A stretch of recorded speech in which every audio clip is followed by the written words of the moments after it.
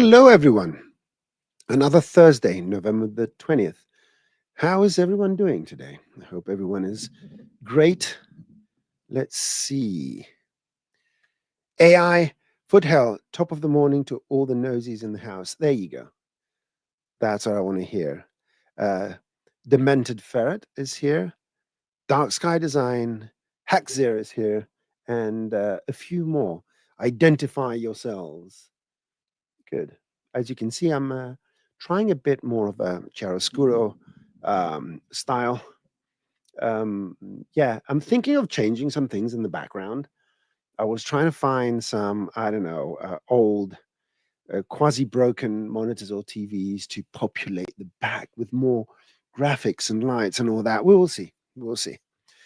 So, oh, the quick tip. So, as of a minute ago, and this is where I'm going to start today's show. Let me quickly show you this. So, I frequent on various Discord channels and the Cinema 4D Reddit channel. And this is something I worked on years ago on in Cinema 4D Standard Renderer, how to create an X-ray from any properly modeled model. And today it became a quick tip, but so that you can do this using Redshift, and it's very simple. So go to the Max and Training Machine YouTube channel, check out the quick tips, and see today's quick tip. Make sure you like, subscribe, and all that. Let me put it in a banner. So subscribe, and do we have a like? No, I think you need to like, you need to comment, you need the algorithm that controls humanity, i.e. YouTube, and needs you to feed it with thumbs up and comments, and even the occasional thumbs down actually helps, I think. I'm not sure. Anyway, yeah.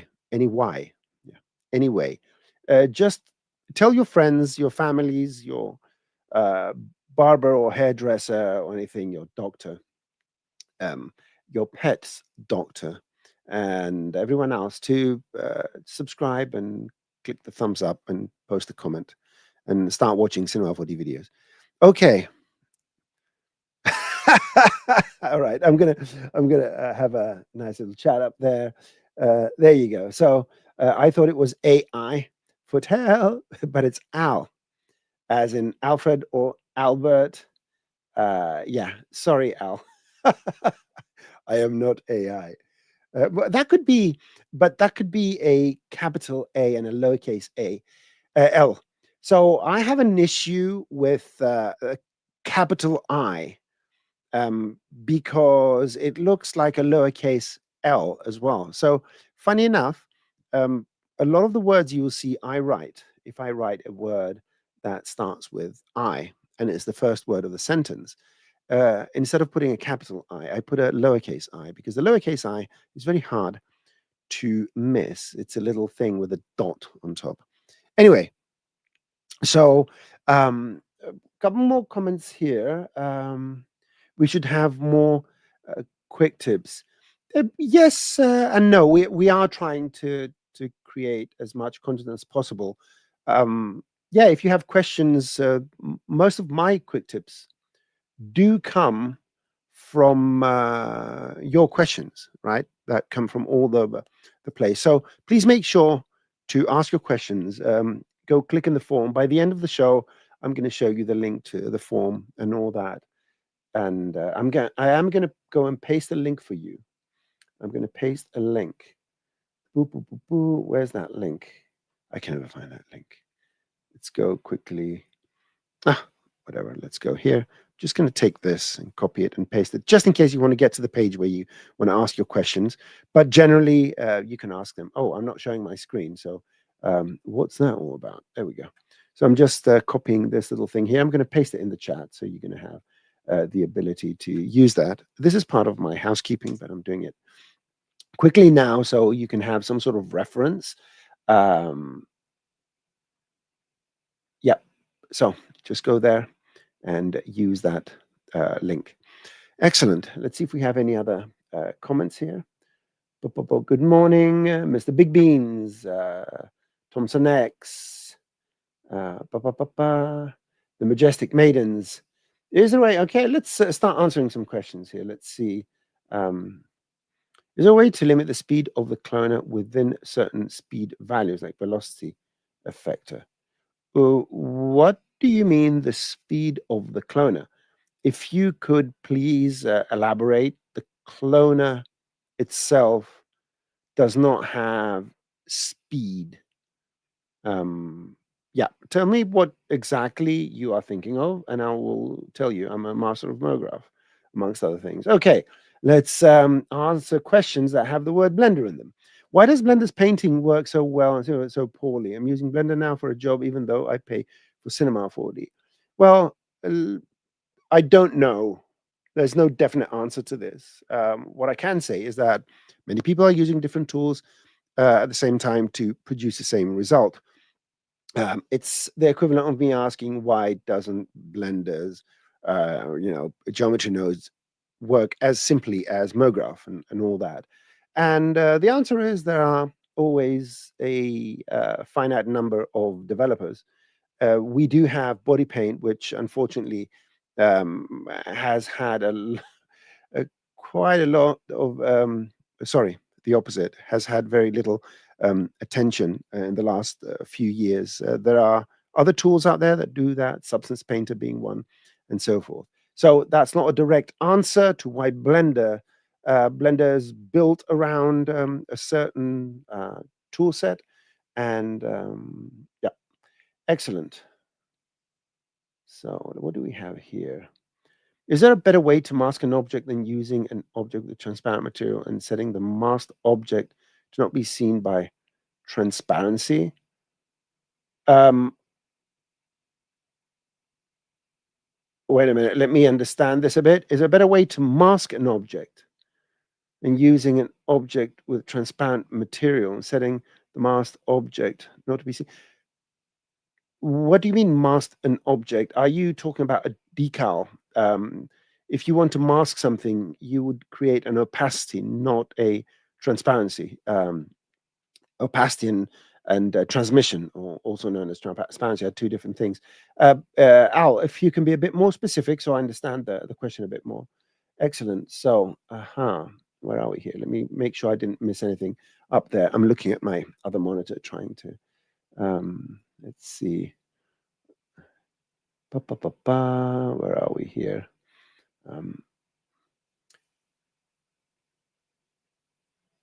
Okay.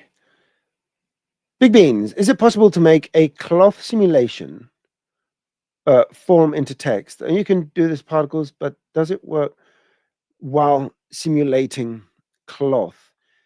This is, I would say, quite vague. Let me give you an example. You could take text and make it dissolve, make it cloth, make it dissolve, and then just play it backwards, or you can cache it. And if it was as simple as getting some text over here, let's put it in the middle, putting some sort of typeface. Let me maximize my screen so everyone can see exactly what's going on. So I think this, where's my mode where it only shows me? I think my window is too small. Sorry about that. There are some interface elements I need to take care of. Let me go and do this. Okay, so just maximum screen. Oh my God, I can't. Have they changed something? Has someone? I do not want my icon to be there. That looks like it.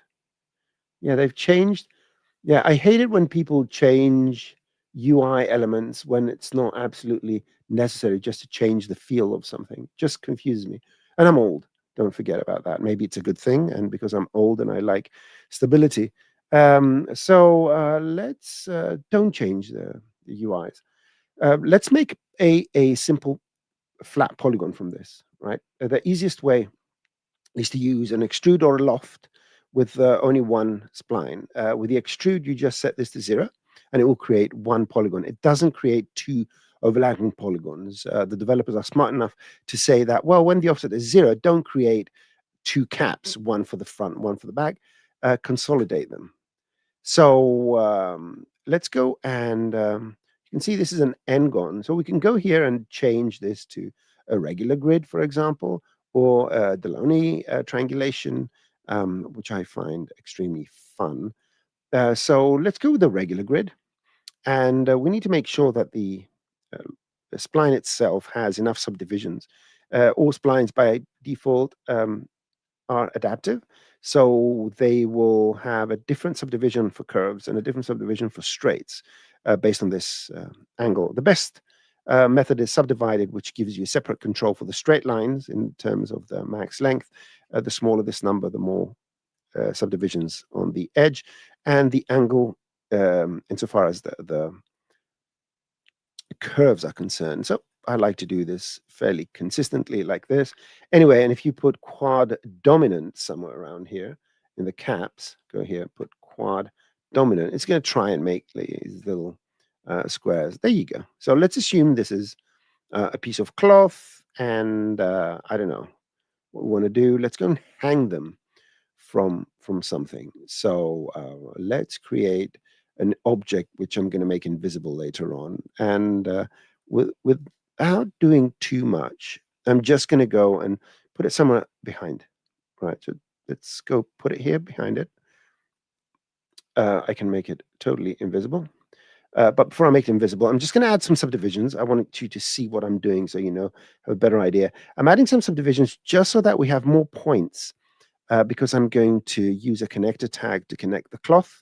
So this is going to be a cloth to whatever this cube is going to be. Now, I don't, I prefer, the way I like to use the connector tag is I go and make, let's say the object I want to pin everything to, I'm going to bring it up here. I make it a cloth. Now, funny enough, you would assume that a cloth is going to flop down, but no, I'm going to go to mix animation and just pin it. So what this means is that while this object is still a cloth and has all the behaviors of a cloth, it doesn't move. It's just like a collider object, but the collisions and all that are going to be calculated as if it's a cloth. Let's go now to the cloth or the cube. Let's go to simulation, and let's go to the connector tag. Now, let's create update live and move this up until we start seeing those yellow lines coming up. Well, no, because this is not a cloth. You have to make that a cloth. I didn't hear anyone complaining. So let's do this again. So just move this around. There you go. Let's grab a few of these points.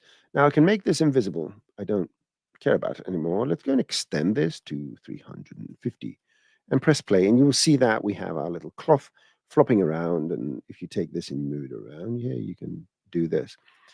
So let's assume that you want the text to go from the ground and come up to this position here. What I would do is I would animate them. Let's make a floor. Now, I did say something, that question was a bit vague. That's because I don't know exactly what kind of animation you really want to do. So here I'm just going to put a collider object. And we can take this cube and go and add frame 19. I'm going to create a keyframe, and at frame 60, I'm just going to move it down here. I know it's only the Y, but who cares? Rewind, press play, and you'll see that we're going to get this. There you go. That's it. So let's go to frame 100. And you can take this cloth now. And I'm going to go and very, very quickly save it. I'm going to save it in today's folder. That will be reverse cloth. Just make sure that everything is working fine. Okay. Sometimes I talk for a while, and then I realize that either I'm not audible or something else is going on. So just make sure that everything is fine. Okay. What I like to do with simulation of cloth and all that, especially if it's just one object, I like to put it under a connect object without the welding. Call this cached cloth.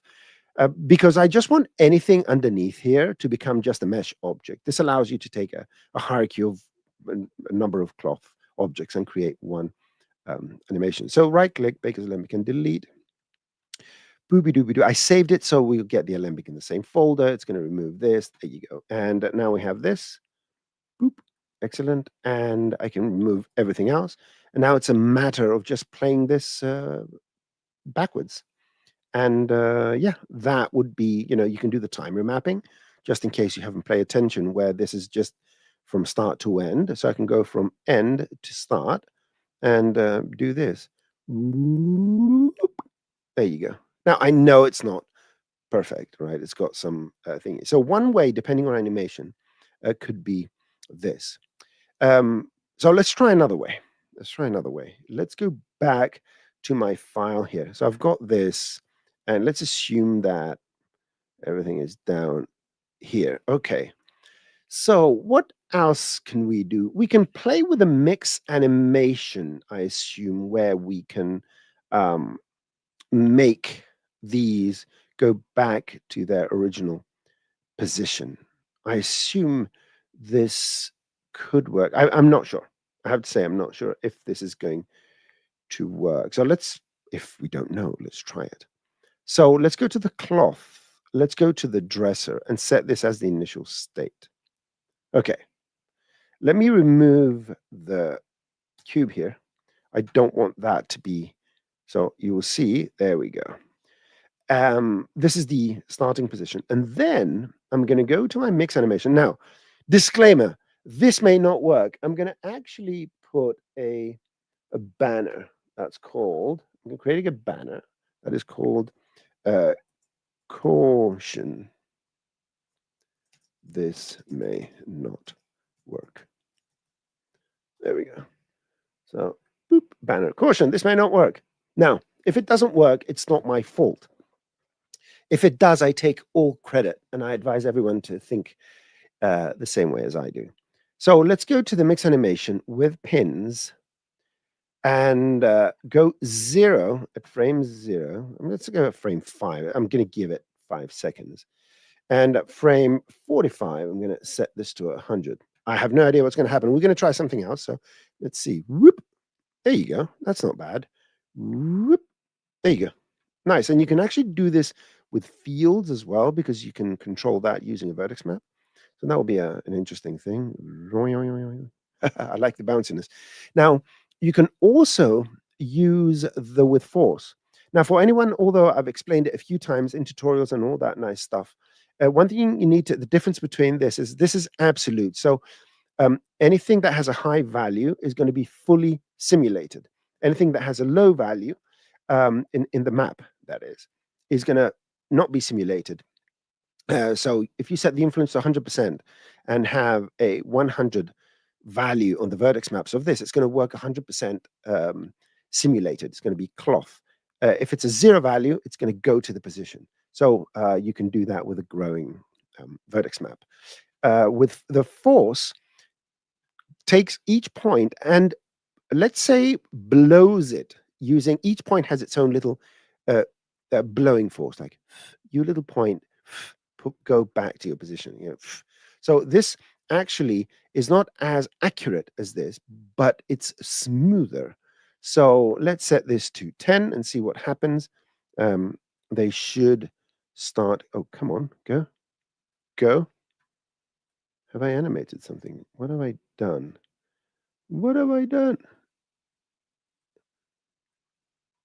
Interesting. It's not going to its original position. That is very interesting. So it's not this, is it? No. So with pins, so I guess with pins is what you would want it to do. That is interesting. I don't like that it does that thing. So maybe I need to animate this. I don't know. We'll try 0 to 100%. I need to look into that because I would expect that to kind of work. No, it's not taking it there. So with pins, it would be the way to go. So I undo a few times to go back to that state. So this would be another way of doing it. Oh, excellent. And now it's not working. It did work earlier, didn't it? So it stores the original position, so the one we have in the dresser, as the original position. So I need to look into that. Oh, there you go. Yeah, it does work, but it works only with pins. Interesting. Try the experiments and tell me if they work for you.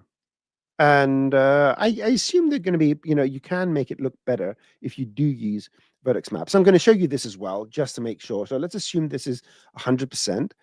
So it will, yep, 100%, but we need a map now.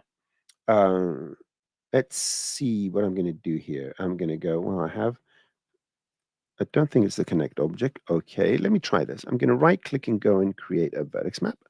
In the Vertex Map, I'm going to put my typical thing. Here, I'm going to call this fully simulated when the value is 1. I'm going to take this and drop it in here and press play. And if I move this, it should do something. There you go. So wink, wink. So you can see that there's a nice little way of controlling how your cloth kind of untangles and goes back to its original position. Let's add a few frames. Anyway, between this and the other and all the other stuff, maybe there's a solution for you to do this. Yeah, let me see if we have any comments here. I'm sure we have tons of comments. Hey, Drake, how are you? Let's see. Let's go back and find where I was. Oh, there we go. Okay. And this jumps around. So let's go further down. Oh, yeah, this was the one. So big beans. Hopefully there is some solution for you to, amongst the stuff I showed. So let me put my face. Let's put my face there for now. Okay. Let's see. What is this question here? Any workaround with color mismatch in Redshift 26? Not so old videos according to 25. I do not. What do you mean color mismatch in Redshift 26? Just to let everyone know, as of Cinema 4D 2026, when you create a new document, the color management is set to ACES by default. Whereas previous to 2026, the color management was this, okay, which is the old school Cinema 4D color management that moves the color settings to Redshift. So if you go to the globals, you will see whenever this is set to legacy sRGB linear workflow, you're going to get Redshift color management here. Whereas if you set this to, let's say, ACCG, this is not available anymore. So there is a chance that that's why you're getting differences. Just make sure that your color management aligns.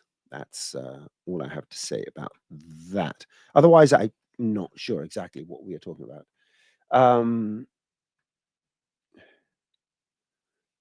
Yes, they all get the job done. Let's see now. Okay, let's see here. With particles, we can define speed velocity. In MoGraph, there's no way to define, because MoGraph is not a particle system. Yes. And the answer is, it makes no sense. If you do want to have speed, clone on the particles. But I will show you something where you can hack MoGraph to make it appear that it has speed. Now, there's not going to be any graphics and all that. Sorry, I'm not going to do any dynamic things and all that, just pure MoGraph. So first of all, changing the speed is speeding up the transition of values. And the best way to show it is just using a matrix object, because it already has these things. So just the dots, nothing else. And let's make these 10 by 10. There we go. So let's assume I want these to move up a certain amount. I'm going to put 600 frames here. And you go here and you say, okay, I'm going to add an effector, and I want these to go up with a certain speed. Well, depending on how you're moving them, right, you can change the effector strength, you can change the parameter. Let's go with the parameter, which is a bit more straightforward. So frame 0 and frame 100 here. Okay, so frame 100, and it's going to move by 100. So the speed is determined by the value and the time. That's it. So it's moving 100 centimeters in 100 frames. Now that will be 3 point something seconds. If you want this to go faster, you just move this. So the sense of speed is just by making sure that the transition in space and the transition in time gives you the result you want. Now, having said that, cheers, just having some coffee. So having said that, let's assume I want a arbitrarily allow these MoGraph particles or MoGraph clones or matrices, whatever they are, to move upwards in forever, all right? So no keyframes are going to be involved in this. And let's set this to 100. Now, if we go to the field list, so remember this number, please. So everyone, say with me, 100, 3, 2, 1, 100. So in the field world, that value of 100, which is the maximum value, the clone, the effector, not the clone, the effector is affecting the clone, 100 from here all the way up to here, it's 100 centimeters. And that happens with a field value of 100%. Now, there's nothing in here, so nothing is masked. So if I take a solid here and I set the value to something less, you can see that for example, if I make this 50%, these have moved 50% of 100 centimeters. So that's middle. Why am I saying that? Well, let's try something. I'm going to set this to 5%. And what I'm going to do with this is, number one, I'm going to unclamp the list. If you click on this button, it will allow the total value of the list. This is nothing more than a mask. Go watch Cineversity, the tutorials I did about fields. I explain all these things. This is the same as an alpha channel, where you have values from 0 to 1, black to white, where white means fully opaque or fully transparent, depending on the renderer and whatnot. And the black is exactly the opposite. So a field is a 3D mask, and we know that if you want to make a mask in Photoshop, After Effects, or a texture material, you're going to use values from 0 to 1. But here we can go in what's called the high dynamic range of values. This means if I unclick this, this allows the values of this list to go beyond 1.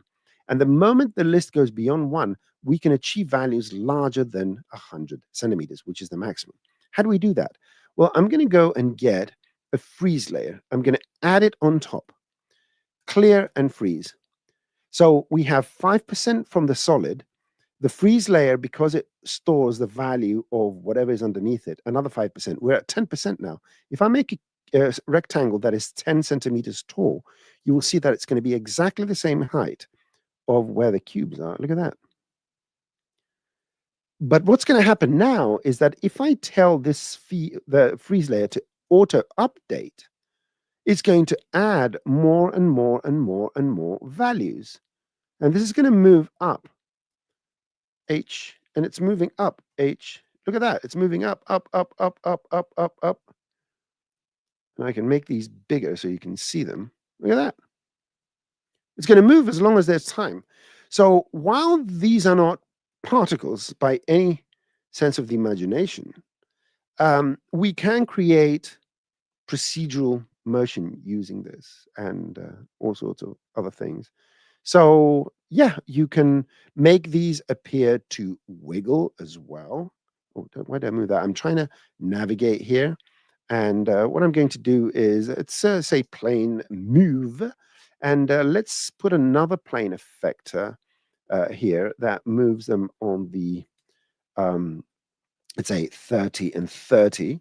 Over here, I'm going to put a, let's say, a random field and make it bigger. So now we have a situation where these are not only moving upwards, but they're also wiggling the wiggles.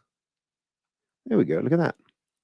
So we can do many things that imitates particles. Now, let's assume that you want to create fake particles here, but you want these fake particles to do more interesting things. Let me reset this at 200 frames so we can see them doing their little thing. I'm just going to make this smaller so we can see the wiggles better.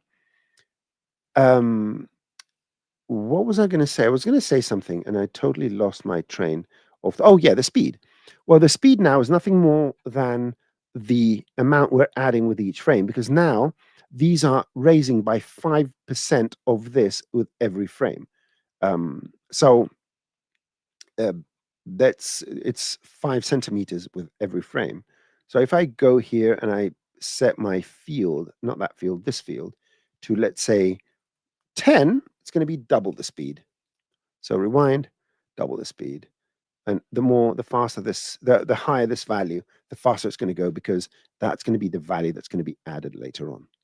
Anyway, so while effectors do not have, MoGraph doesn't have a speed element, this is how you can go about and hack the system, so to speak, and abuse our tools, which is common, therefore not abuse. That's an interesting philosophical concept. You can abuse the tools, but that's how they're supposed to work. You know, they have a huge margin of forgiveness, and that's one of the really strong points of Cinema 4D. Anyway, I digress.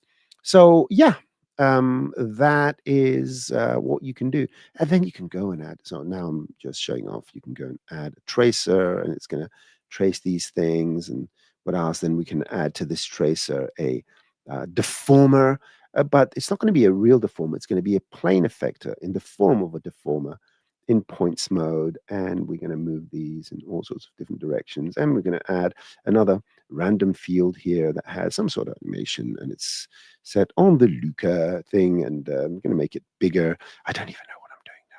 So yeah, and we're creating this weird sci-fi thing. We're going to get this to be from end 30 frames with a spread of 15. And what else? I think yeah, the last thing is just make sure that that is 0. And look at that. And yeah, make sure the tracer is not linear, but it's cubic. And that's fun. And make sure it's got a uniform set of points. And we have something. I don't know what this is. Forgive me. I don't know what I'm doing. Okie dokie. Let me just save this, because you never know.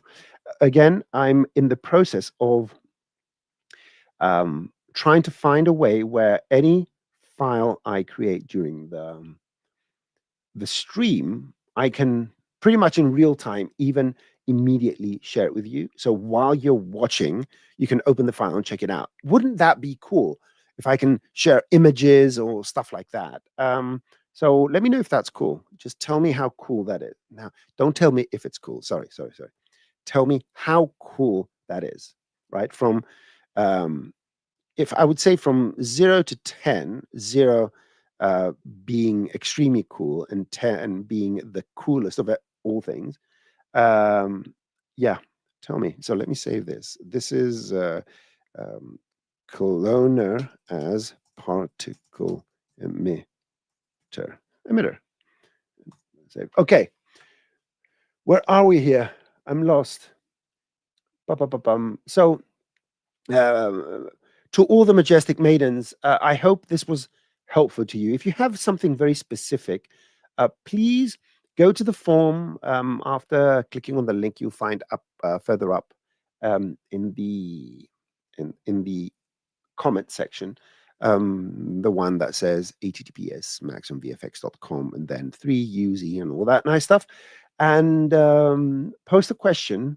And if you want to be contacted, add your email, and we can have a discussion about this. Okay.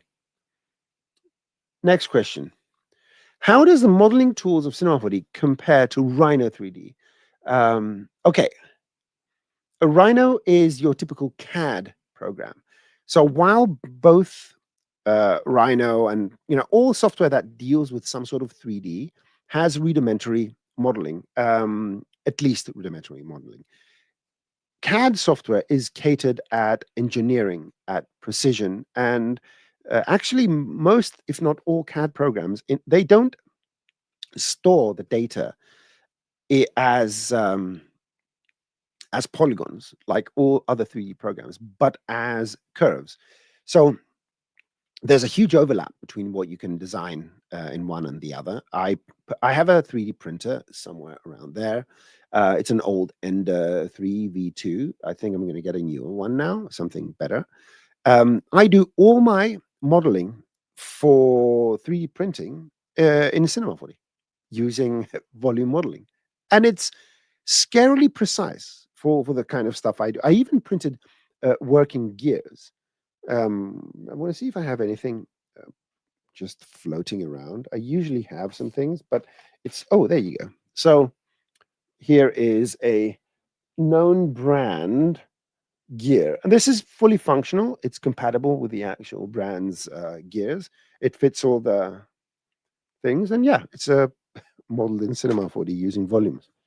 What else can I say? But with CAD, it gives you certain other abilities that are catered towards engineering. Now, having said that, Cinema 4D can open a lot of CAD formats. So there is rather good compatibility. All you have to do is just open any of the supported files. If you want to find out which files these are, you go to your preferences, go to import and export, and you will see that we have a ton of files, import and export. So you will see that we have IGES, we have all plan and all that architectural stuff, CATIA. What else do we have here? DWG and DXFs and all that. Yeah, that's standard. We have JT. I don't know what that is. What else? SolidWorks, STEP, STL. So you can see that, there's quite a bit of importing capability. Excellent. There's also a website that does online conversions of CAD files into other CAD files. I don't remember what it's called. I always go and Google online translation of files, and it doesn't happen on the cloud. It happens on an instance of the page you have open in your computer, so you don't have to send anything. You do it locally. Fantastic. Okay. Again, hello, Drake. Okay, let's see now. Oh, I've got a scene with 2 short cylinders and a sphere. The animation starts with just the bottom cylinder scene. The next cylinder rises up from the first. Then the sphere rises up to be on top. Part 2, the sequel. I want the sphere to appear just out of the second top cylinder, but it can be seen under it before it starts its animation. Want to mask it out from being seen below that cylinder. Oh, okay. A simple Boolean would do that. So let's assume I have a sphere and a cylinder. Let's assume that my cylinder is transparent. I'm just going to go and turn on X-ray. And it's just a viewport thing, so you can see it in here. And what I would do is get a cube or another object that is, the top is flush with that, like that. And it doesn't need to be very big. And I'm going to use a Boolean, and the Boolean will be in subtraction mode. And I want to subtract A from B. So now this, is it A from B? Oh, it's, yeah. So when this goes in, you can see it's cut. We can't see it inside anymore. So, right. So this will be the way I would choose. Now, if you really want this to be based on a material, the good thing with this is that it creates the bottom cap as well. So this is a solid material. If it's made of glass, it's going to render properly. Whereas if you use other methods that will leave a gap underneath, if that is made of glass or other translucent materials or something like that, it won't look very good. But let's assume that you want to do that using a material. Opacity is your what you're going to use. So let's go and create a material. Let's drag it on the sphere, and there are a couple of ways you could do this. If your material is not complex, I'm just going to do a very simplified version. You can go to a flat projection of the material. If you want to see your flat projection, just click on this. You can see this is the flat projection. This is the projection thingy. And let's go here and create a gradient, a ramp. Okay, there you go. A little ramp. Let's put it in the opacity. Okay. And this is going to create some sort of opacity for this particular material. Let me start IPR. And I don't want to see this cylinder at all. And let's go and add an HDR just so we can have some nice little environment. And let's drag this here. Oh, I keep forgetting. Don't call this external. That name is weird. So just so we can see things, I'm going to take my little ramp and I'm going to cut it. There you go. So this, and of course, I can always change the knot. All right. So when you're looking at a gradient, a ramp, you can have the knot set as step. This one actually step. So let's do that step. Move this here, and you can see that the cut. I deleted it by mistake. There you go. So it's a nice sharp cut wherever you want it to be. The issue with this is that you need to make sure that it's in world source. It can't be a UV map. You do, because when you move up your sphere upwards, this will move with it. So it has to be world based. Oh, that's interesting. How do I do that? That's an interesting question. Source at alternative input. No. Do I have a world? Huh. Never thought of that. Texture space, that will be the UV.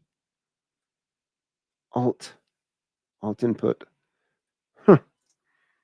I'm not absolutely sure. So you can counter, I mean, you can counter position this if you wish.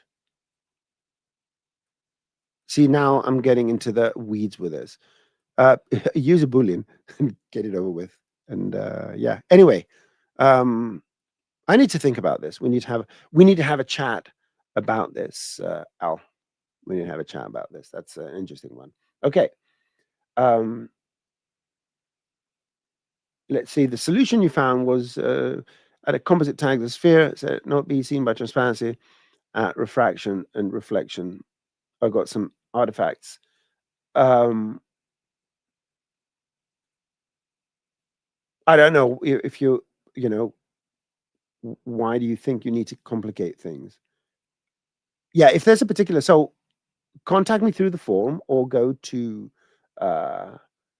X or Twitter, whatever you call it, and DM me at NosemanGR, and or go on the C4D Reddit forum, and that would be reddit.com, and then the channel is Cinema4D, capital C, capital D, C4D. Cinema 4D, one word without any spaces. Okay. So where were we here? Comments. Let's go.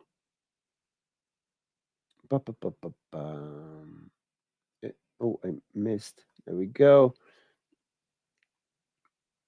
Okay, what do we have here? I'm trying to get different cloths to pull into shape of the text. I mean, again, depending on what you're trying to do, there could be different ways of doing that. You can use, so I don't know how to say that. Have you seen the movie Hellraiser, where there's a guy that has his cheeks with hooks and strings? Sorry for, I hope no one is under 18 and has nightmares tonight. Anyway, a really nice movie, not kid friendly. You could try do something like that. Maybe tie ropes or some sort of soft body constraints, something like that.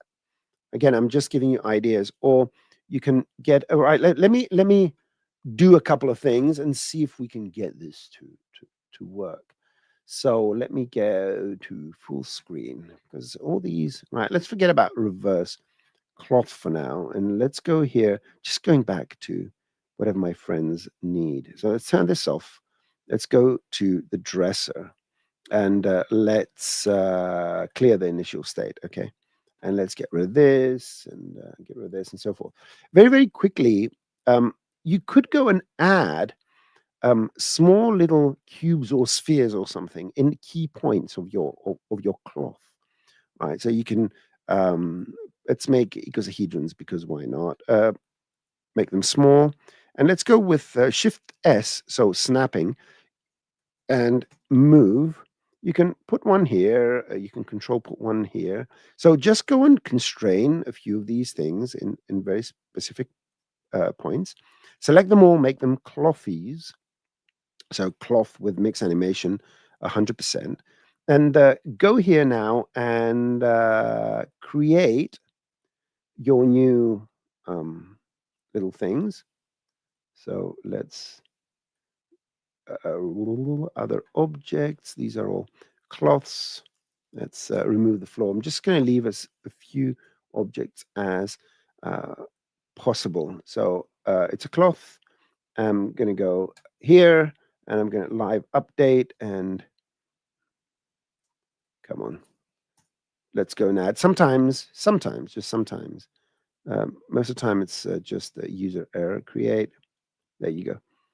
So what you could do is just put these all freeze their position. So freeze all, and you can move them from a specific point to the final position, right? So you can do something like that, where animating this will control where your cloth is going to go, and just make these invisible. But it can be a fun thing, like Anyway, why do I find this so amusing?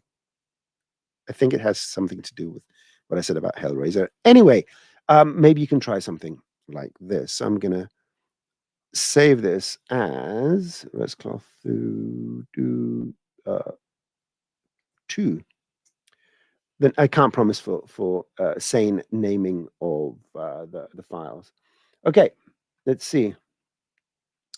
It will be awesome to animate the perimeter of text with different components along a curve.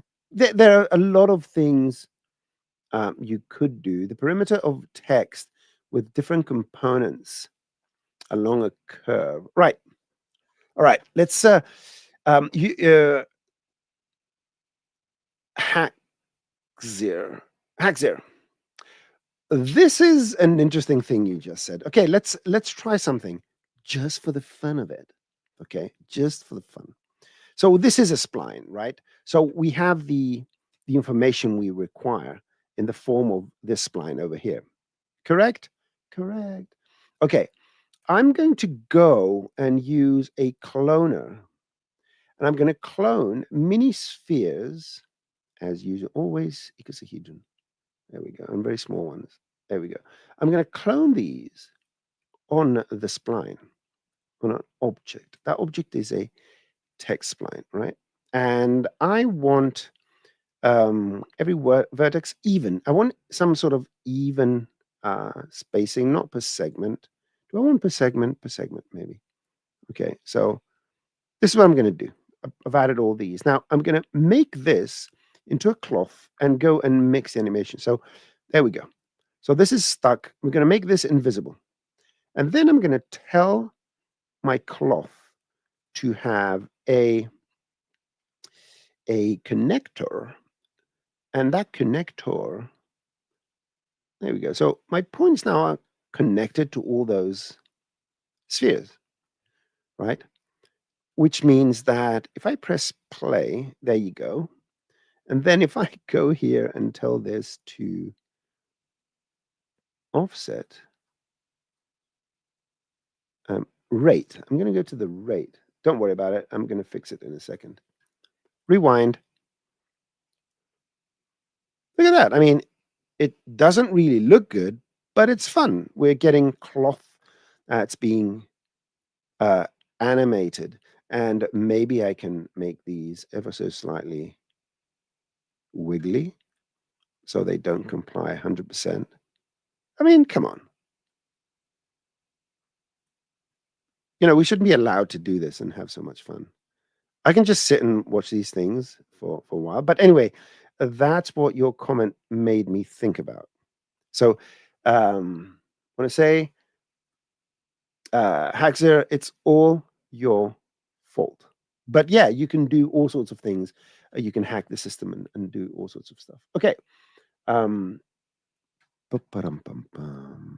go here. Next one. How can I create multiple particle trails that follow a spline, like in some text style motion graphics tech style? Yeah, I tried using a cloner with rate and offset settings along with a tracer. We create multiple particle trails that follow a spline. But well, we can do that using our particle system.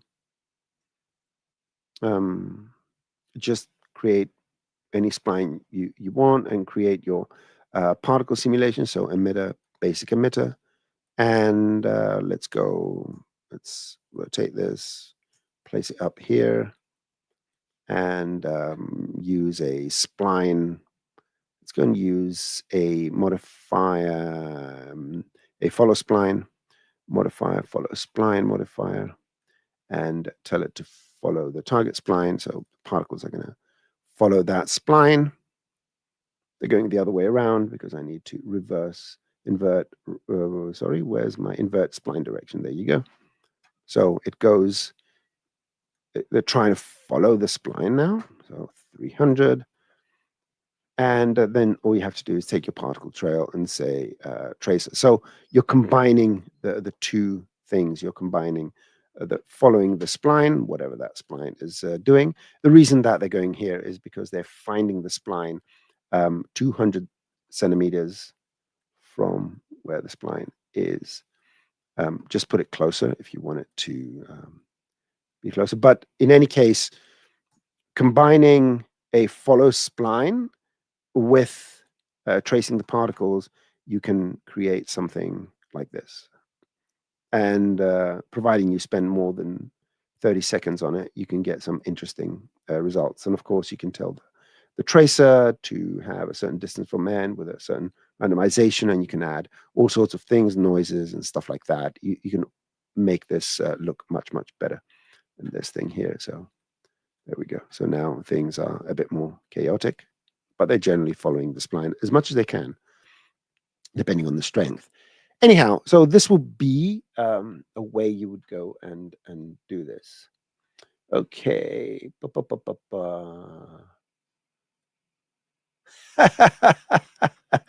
Yeah, there are always solutions that at least will bring you close to what you want. What we are trying to do here, the training team and me personally, is to make sure that we can break down as many of these barriers as necessary. But it is a discipline, right? It is a 3D, and generally creating digital content requires certain mental acuity that I'm happy to report that most of you have in troves, and I love to see the stuff you all make. Anyway, Jiggle effect works with that. I don't know which one of all, but you can always try it. C4D is awesome, of course. Okay, let's see this. So trying to get multiple fabric to pull and form in the shape of a logo. Yeah, Big Beans, hit me up somewhere. Maybe we can talk about it and I can give you some more specific ideas. Oh, good. I'm glad it helps. So we have Mehdi from Bangladesh. You're very welcome. There we go. What else? Yeah, I can't answer these questions. These are questions you need to ask the product managers. Even if there was something in development, I couldn't talk about it. So you're very welcome, the majestic. All of you majestic maidens, you're very welcome. Okay, let's see.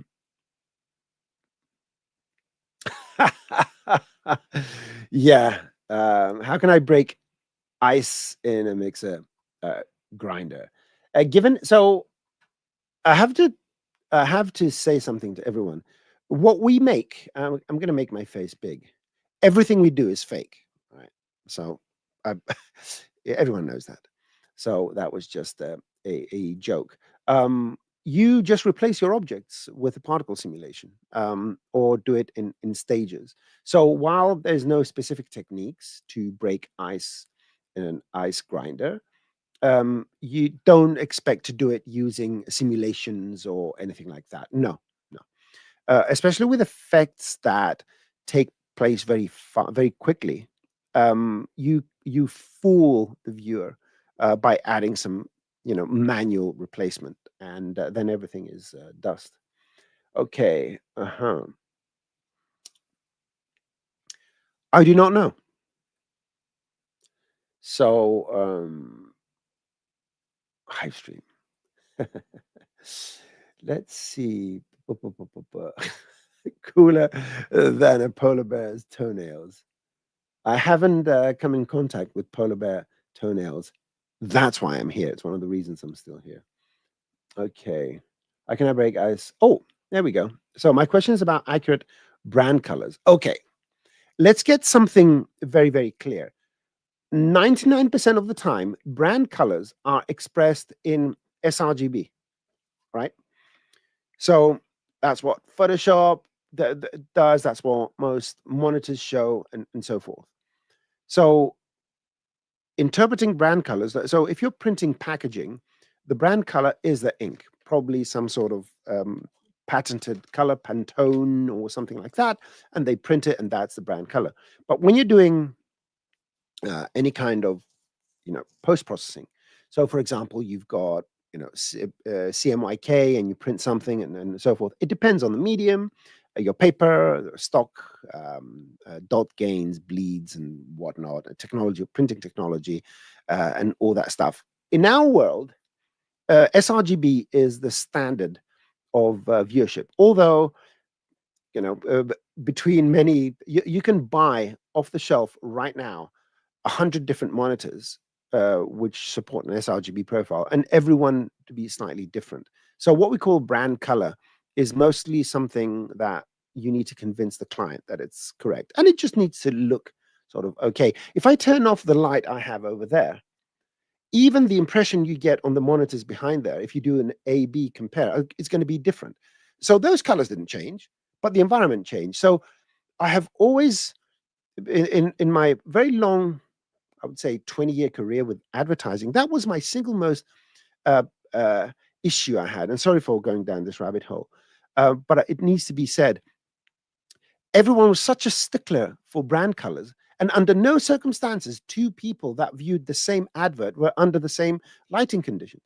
And where the extreme point was, I was working on a very famous brand of things that give you cancer, which had an animal with a hump in the desert as the brand. So I'm not going to say the brand, and a cartoony character. And I was making these billboards that would go on electric buses. We call them trolley buses in Greece, in Athens. And most of Athens, especially in the center, at night, the lights are yellow. It's that amber, very yellow light, which allows you to see a bit better, but totally flattens all the colors. It's like watching a sepia, orange sepia thing. Independent of all cars look dull and weirdly sepia. And yet I was fighting with them over 6 or 7 days because they were repeatedly asking for proofs. And back then it wasn't printers, it was proper make the film, go and do the print proofing, and yeah, very expensive. They were paying for it until the client approved it, only to watch these adverts at night on the buses, because during the day most people are going to work, they don't care about these things, and there's too much traffic, so you can't see them on the side of the bus. But the people that saw them at night couldn't see the colors at all. Everything looked yellow. So it's one of those things. Just said this story where, yeah, brand colors. If you convince your customer that this is the brand color, what they're seeing, or whatever, in my book, that's good enough. Having said that, now let's get back to the technical part. If you're working in any other color system, any other color management system, and you want to work with brand colors, the brand color needs to appear in the final grading, whatever that is, or the final impression. And having accurate conversions. Let's say you're using SCCG, and then you do your color grading, and you have a custom grade for everything. So imagine if you go to a professional colorist that is working on a certain director's movie that has a very specific color range. Let's take JJ, right, which loves those blue, the blue and teal. Okay, so every movie with the lens flares and all that is sorry, not blue and teal, is orange and teal, right? That contrast, and it's mostly that blue color. If you grade your movie that way and you expect your brand color to look correct, then that is a false expectation. What you need to do is go on top of the grade, mask that thing out, and give it the color you want. And this is pretty much the solution. If you want to have brand colors on top of a very specific type of grade, you can't really deal with that when you're in 3D, other than creating the proper material, for example, AOVs or masks or something like that, where you can go and you can put that brand color. Unless you're using a very specific color profile. I don't know what people use these days, but let's assume you work for a company that has a very strict pipeline, and you have a very specific final color grade. There's a very good chance that your brand, the brand manual, includes that. So imagine one of those streaming service each streaming service has a slightly different color pipeline.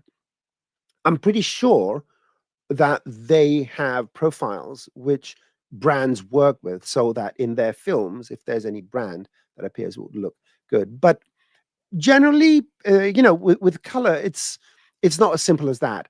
There is no, unless you know exactly mathematically what the transforms are going to be, it's very hard to predict what reverse transforms you need for a particular brand color to look, how it looks under sRGB, which is 99.999, like it's 100% of stuff, unless you work for a huge streaming service or big movies and so forth.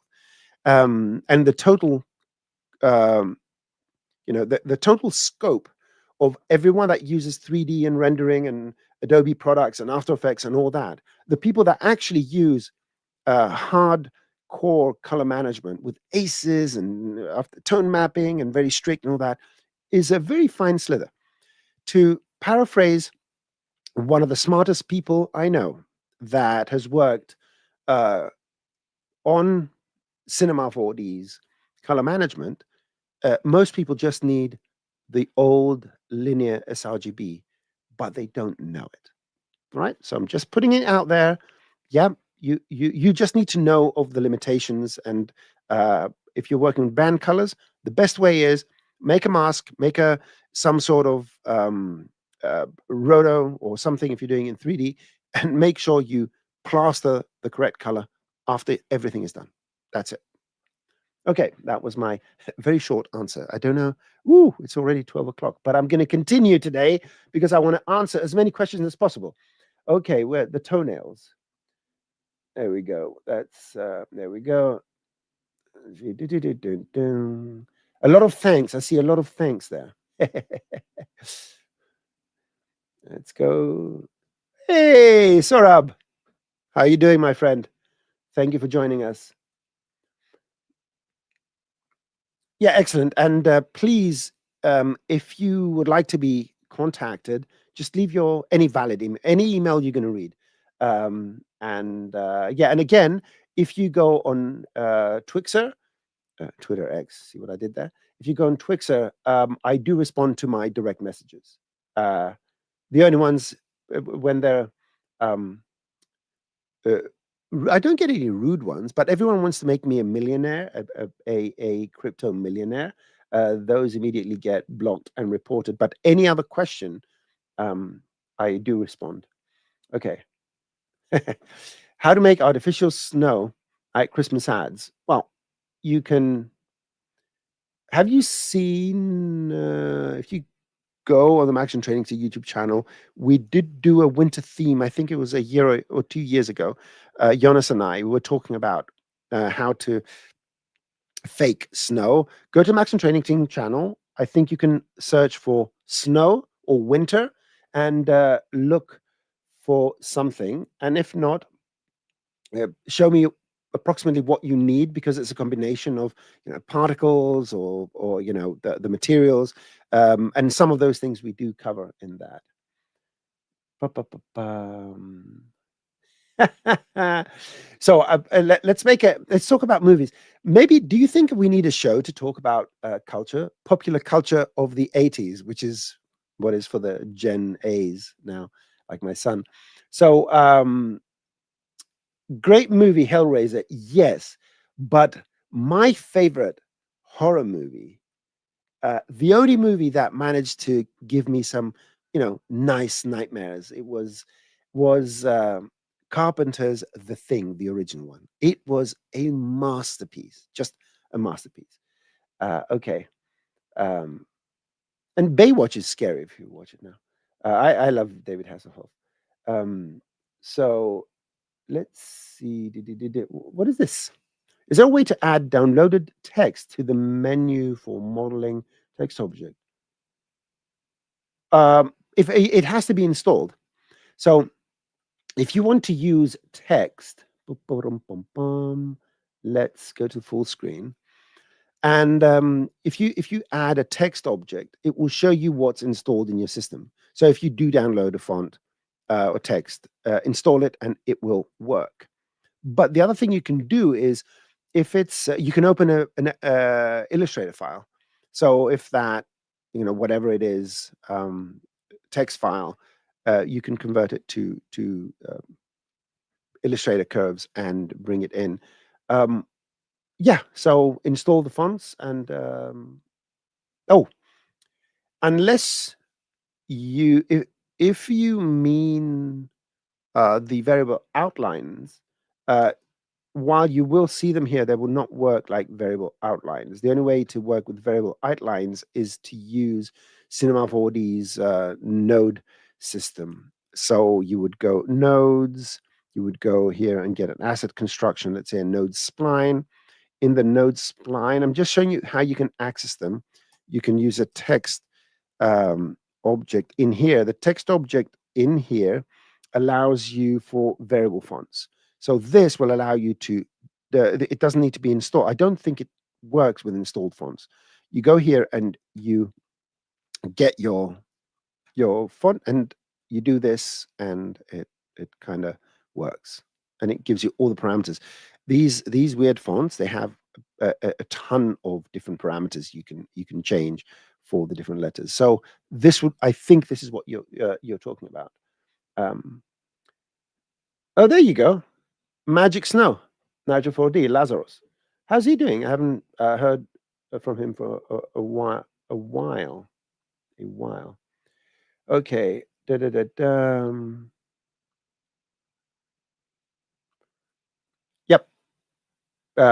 Thank you very much for the advice. I love it when the community is helping each other. So go to the Cinema 4D Reddit, and that's fun. Out of topic. I love out of topic questions. What is a viewing distance setting in Redshift environment instead of no documentation? I do not know. I do not know. Okay. Let's see here. My cloth collides correctly in viewport, but in Redshift render, there's a visible gap between the cloth and the collider. A small. So how to fix this? If it collides correctly in the viewport, then cache it. That's it. There's no other solution to make sure. Just cache it. Otherwise, we need to find out why that happens, and that requires a scene, and all that nice stuff. Oh yeah, I read this question Yeah, from France. Yeah, I read this, and it was one of the things I was gonna tackle towards the end of the show, and I've got carried away. Thank you for bringing it up. Um, the original question was to use Pyro to do that, and it's those weird. Just in case anyone is wondering, when you have a rocket and you have that, and then you have, I think, those things. They look like diamonds. It's a weird shape that rockets have. Go watch some rocket launches. The answer is you can't. Right? There's no the the physics that cause those things is so complex that it will be extremely slow and it's impossible to compute. That is something you have to fake. So there's no way around that. That is something you need to fake it in post, or probably in post. That will be the best thing, and use that as some sort of texture and so forth. Sorry about that. Midlet, how can I use scene nodes to create a world space normal base? I figured out the object local space. They will rotate the object and have the normal projection to be. Um, I think world space is by definition in Redshift. You don't need a scene nodes. Why do you need scene nodes and not Redshift? But again, you shouldn't have a problem with that. I mean, let's put it in a vertex color. I told myself not to do experiments that I haven't prepared for. And of course, I'm going to go against my own advice. Let's go here and go other, do a vertex color, right? We're going to drive this vertex color called N. N W for normal's world, okay? All right. Everyone, are you ready for destruction? So I'm going to use generator. So nodes mesh, going to put it here and go to my nodes layout. I shouldn't be doing this. Let's go and object child. I'm just going to get the child. I'm not even going to use this. I'm going to create my own. So let's go and get the geometry. And do I need a transform? I'm going to use a transform just because I always have to do this. Let's get this and let's think about this. So we need the normals of this. So let's go and get points info. So points info is going to give you points info, the normals, the point, the vertex normals. And let's just go and put them on a color, all right? A vertex color. So geo set, geometry property set this to color alphas, and take all the normals and put them here and just type this geometry here or here, whatever that does, and just put this here. So we should have this. So these are global normals. Now, let's see if I rotate this, what's going to happen here. Oh, it is global. There you go. Would it change if I do this? Okay, it changes if I do this, which just means that I need to get the reverse matrix, global matrix of this. If I go the inverse global matrix, something like that. I need to think about the math. I just need to invert the matrix. If it doesn't work, so inverse matrix, I'm going to get the global matrix, inverse it, and put it here. So now, no, it's not working. Damn it. Yeah, something I'm doing wrong. But yeah, in any case, these should be global world normals. These are negative values, but that's a different story because it's facing the other way around. I don't know if this contact me on the, the back channels. Okay. Is there a way to import point clouds, export from reality scan in theory by observing their color and rendering them in Redshift? If any point cloud, if it has stored values as a point attribute, then it should come in and the colors on the points should appear as vertex colors. This is something you need to experiment with because it could be a setting in reality scan itself, for that matter. But yeah, if you have a sample, again, contact me, DM me or something like that. Send me the result. The easiest way the easiest way for you is to export and then open it in Cinema 4D and see if it brings in a vertex color. That will be the way to do that. Okay, I'm kind of stuck with my cream material lately. Any good ways to tackle it? I'm not sure how to dial in the, as it says, the subsurf scattering scale.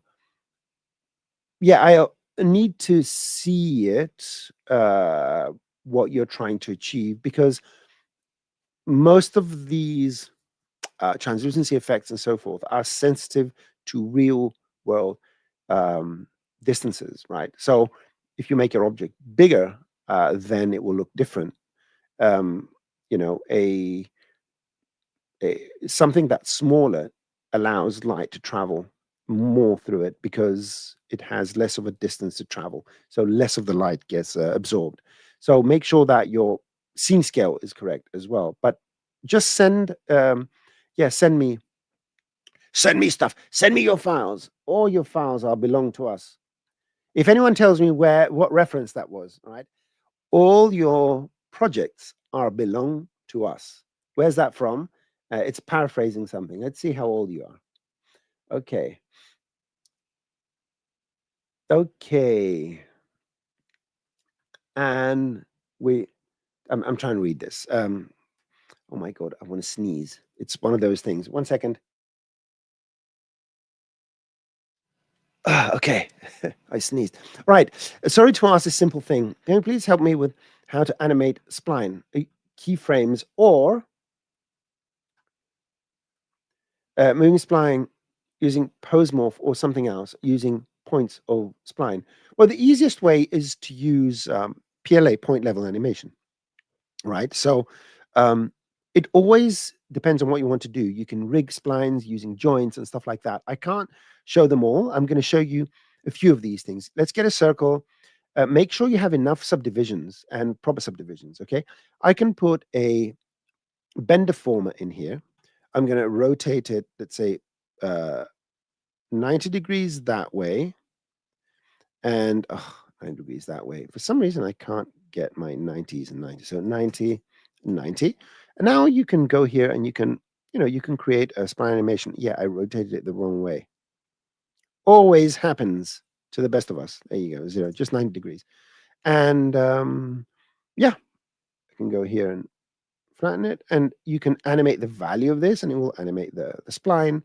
If you don't want to do this, you can make your spline editable, and you can animate positions. So PLA, this thing here, you have to turn it on. And let's go and add, let's assume I don't want anything else, just PLA, right? If you hover over here, if you look down at the bottom left, it says turn on or off point level animation for recording. So now I'm just going to turn auto animation on, add 1 keyframe, then just move and move and move and move and move and move. So this should do that, okay? So PLA is the easiest way to do it, but there are many, many, many methods to do that. Again, if you have something specific, please get in touch. Okay. And there is no apologies. Let me put it this way. If nobody asked questions, I wouldn't really have a job, or I would be doing something else. So please ask your questions. Brand colors are the reason I don't work with aces. Unless you use aces for a very specific reason, nobody needs aces, right? Nobody needs aces. It's an amazing tool. It's well integrated in Cinema 4D. You can make amazing stuff with or without it. We have over 100 years of beautiful cinema before Aces was invented. So using Postmorph or something else using points of spline. Yeah. You can do all that with the splines. Okay. Yeah, that's the funny thing about this. Even in print, I've got a newspaper from 1984, which I was. My photo is prominently shown. I'm not going to show it much in public because it's me playing water polo in a pool. So I'm not dressed, if you know what I mean. So, and it's not white anymore; it's yellow, right? So even in print, there is a life expectancy for the colors, and if there's a humidity and the ink sort of bleeds and blah blah blah blah, all that. Okay. Yep. Exactly. Every monitor shows different colors and so forth. Yep. Now, pretending that we are working with brand colors is a different thing than working with brand colors, right? You have to be able to convince the people that care about these things that it's correct. If you can do that, you're good. Um,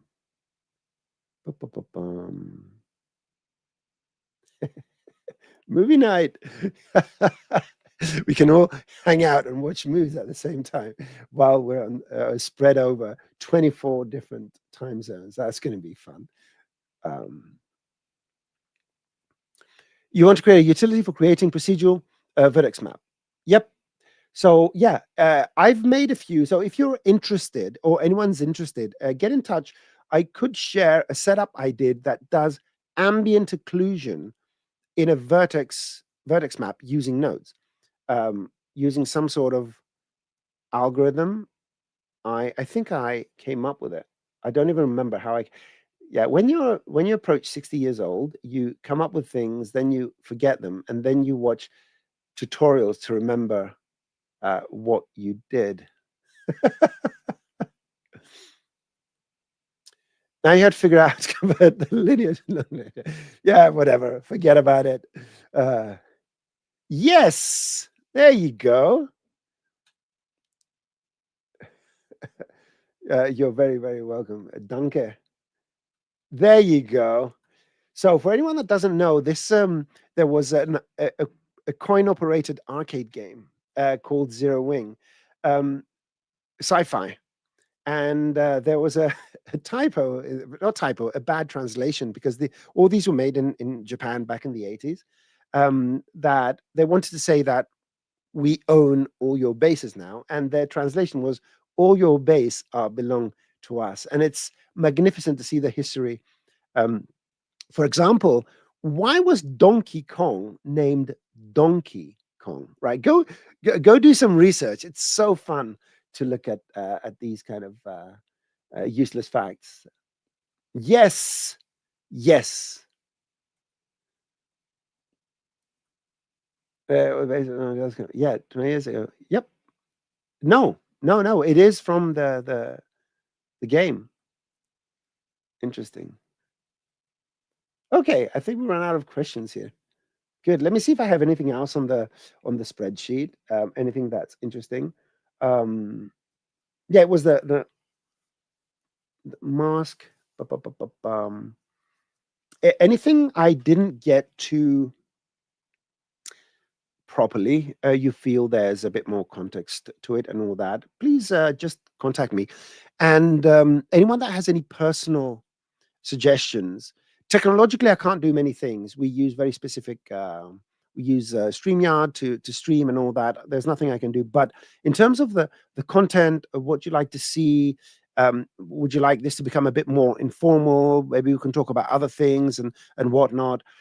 If anyone wants to come and join me on the show, now this is an open invitation to anyone that's here. Let me put this before I do the housekeeping. I mean, it's nearly 12:30, and I believe it was a nice session. So if anyone wants to join me and ask the trainer, if you have something to show and so forth, there is a process of doing this. I will require potentially something, some sort of permission, but that's not a big thing. But if you have something to say or if you have something to show, don't keep it to yourselves. If you have a few hours available and you go on the Maxon YouTube training Maxon training team YouTube channel, my God, that was a good word salad. Go search for DAT, DAT Montreal and DAT Toronto. Is it the Maxon training team or the Maxon? One of the two YouTube channels, which I'm going to show very soon on the in the housekeeping. And you will see we had some interesting discussions at the DAT. So, one of the things I said was that if you do have something to say or something to show, if you're working on a piece, if you have, a story to tell and so forth, don't keep it to yourselves. And if you ever want to see how important that could be, you're not convinced that it's it looks good, or you're not sure about the story and all that. What I'd like you to do, I'd like to do a thought experiment.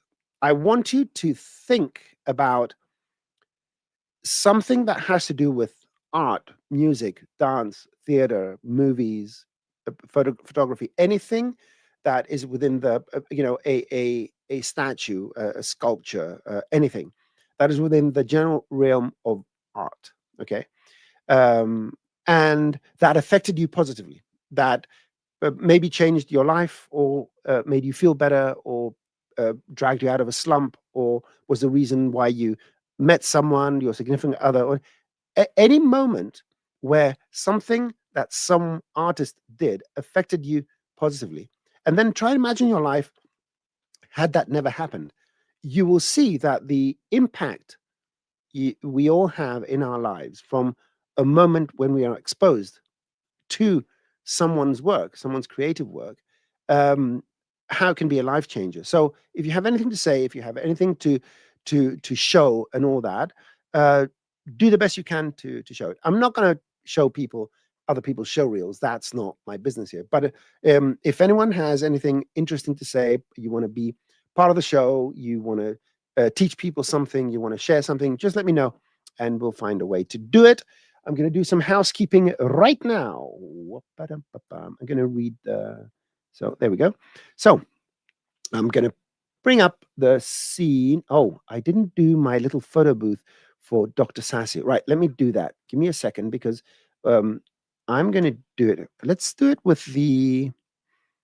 Oh my, I forgot to show this. I got so carried away. I'm going to show it next time, because I found a very good way to rig hoses. Right, it's even hoses with particular geometries here, right? So you can fix it, but if you take a hose and you move it too much, it will bend. But yeah, there's a new technique in the house here. I'm going to talk to you in the next maybe or not. Maybe I'm going to make a tutorial. I don't know. So where was I? Oh my God, I digress. Yeah, that was the thing. I had the topology. All right, I know what I'm going to show. I'm going to show this, which is the same as a quick tip. I'm going to turn this around. I'm going to zoom in because it's fun. And I know it's not Halloween anymore, but hey, let's go. 3, 2, 1. There you go. That's my photo booth moment with my very good friend, colleague, and mentor, Dr. Sassy. Okay. Where was I? I lose my train of thought. I'm just like a dog running in a garden full of squirrels. Okay. So yeah, I was going to do the housekeeping. Oh, this is terrible. This is terrible. Let's go to my browser. So don't forget to go to this nice little UTM link. So people know that you went there through the show. This is very helpful for the show, for the longevity of the show, because it shows Maxon that people actually follow this link. So I'm not telling you to go and do fake accounts just to click this button. Okay, I didn't say that. Did I just say that? So go here and you'll find all the events happening, the links to the Cineversity, and you can sign up to get latest news, and of course ask your questions. But you can also find me on the various socials. This page here featuring it's a nearly a full house of me. These are all the events that are going on currently. I didn't do this on purpose, I promise you, but it's the last three things that were oh, this is today's fantastic. And yeah, go here and you'll find, based on regions and all that, even live shows that are taking place right now. And yeah, if you do find an event that's close to where you reside, make sure you go and meet other people. So I've met some of the nicest and greatest people through visiting shows.